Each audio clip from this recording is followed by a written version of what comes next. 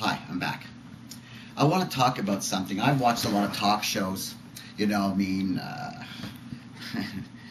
Dr. Phil and all those clowns, how they get these people on television and they talk about being molested as a child. And so, I want to take you back in time to my life. It all starts at 2566 Lacordaire Street in Montreal, Quebec. My father had a one-bedroom, or my mother and father had a one-bedroom, and the rats, because I guess it was built on a landfill, the rats used to eat their way into our apartment, and we were in the basement. And I remember the rats eating their way through my bedroom wall as a child, and my father would catch them with muskrat traps. The trap would be about that big. And then this trap would snap and the blood would be all over the floor and my father would be killing it with a broom or something. It happened in the kitchen. It was quite a nightmare thing, me as a child. So anyways, there's that. Around 4 or 5 years old, I'm sexually molested by my uncle. Now that will put anybody into a tailspin as such a young child. And my mother, on top of that, names me Kimberly Lynn Riesbeck, okay? And so you can just imagine my childhood. I was the youngest of 5. My understanding, I had an older sister. She died at birth. So anyways, I was basically, in my opinion, I was an inconvenience.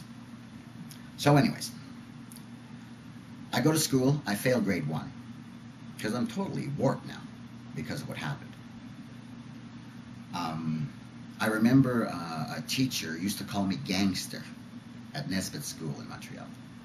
Gangster. Can you imagine calling a kid gangster? Anyways. There's a lot of other things, but I'm not going to get into it. I'm going to make up, there'll be a point to all this. So anyways, in grade 2 we moved to Chateauguay, Quebec. By that time I'm totally dysfunctional. They had to place me into each grade just to get rid of me and move me on. I was totally rebellious. Authority meant nothing to me. My mother, by the way, used to beat me with a belt. I remember getting the belt and whatever happened to be close.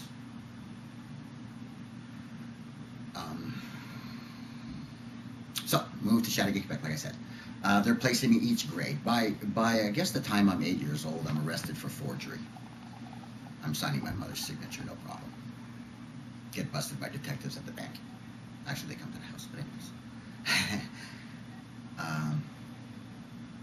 I stole cars. I've done a lot of things. I have a lot to answer for when I meet the big guy.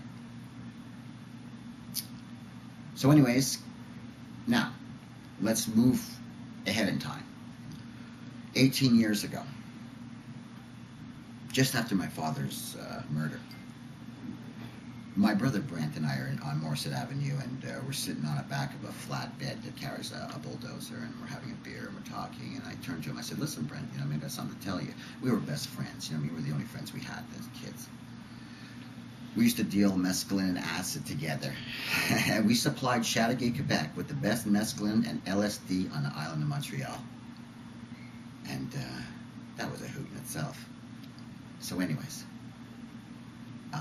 I say to Brent, I was molested by Uncle Russell when I was a kid. And he says, Kim, so was I. Now we had a few beers, and we just let it all hang out.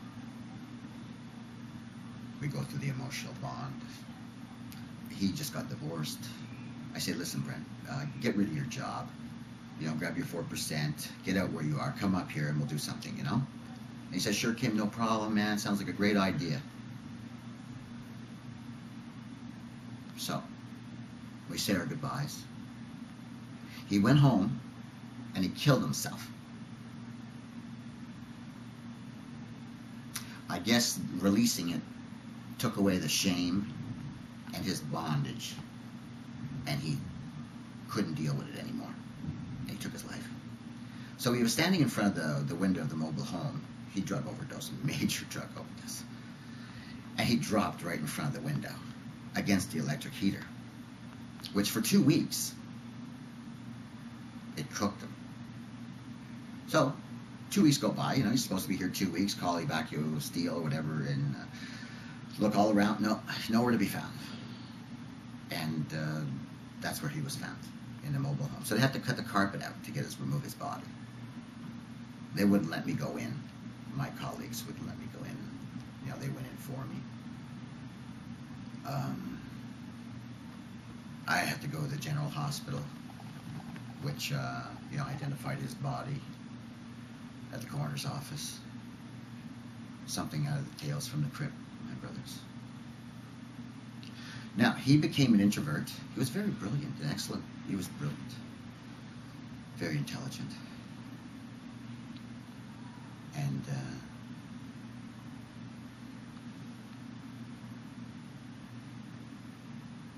so anyways,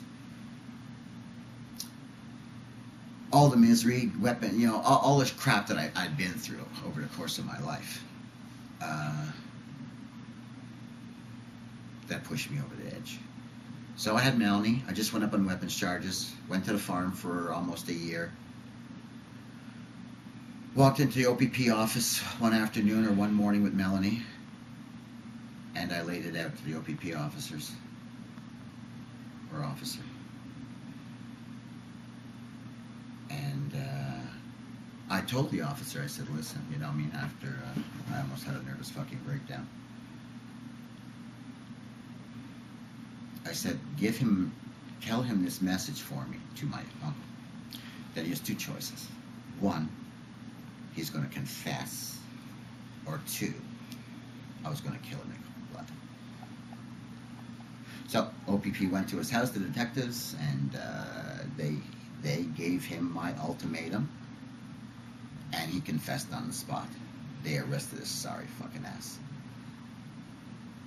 So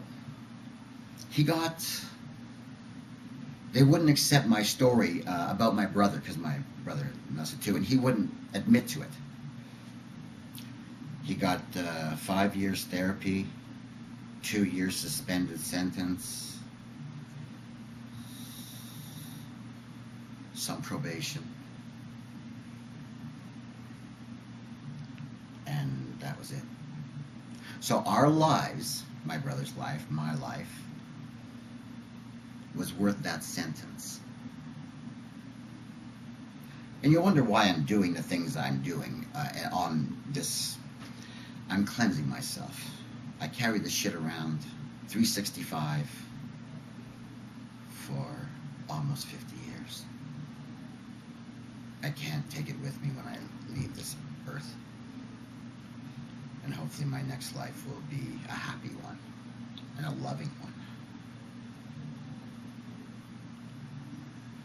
So, the end of this is, and to all you people who watch this or see this, that have been molested, I say to you this: if you're quiet and you're in a closet, step out